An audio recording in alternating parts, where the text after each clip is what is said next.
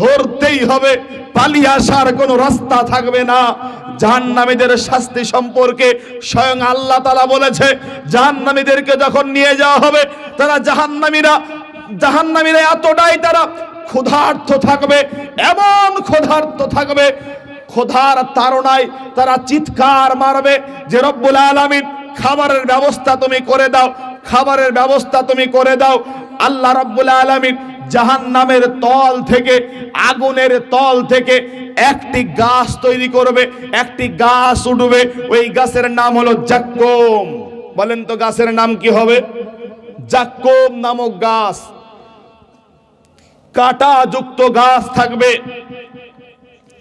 ওই কাঁটা যুক্ত গাছের সামনে মানুষকে যখন নিয়ে যাওয়া হবে, ওই কাঁটা যুক্ত গাছ খেতে শুরু করবে ক্ষুধার তাড়নায়। যখন খেতে শুরু করবে, এমন তো অবস্থায় খেতে খেতে একটা গলার ভিতরে কাঁটা ঢুকে যাবে। মানুষটা হাজার চেষ্টা করবে কাঁটাটা বের করার জন্য, বলবে আল্লাহর কাছে, হে আল্লাহ, তুমি আমাকে এক গিলাস পানি তুমি দাও। আল্লাহ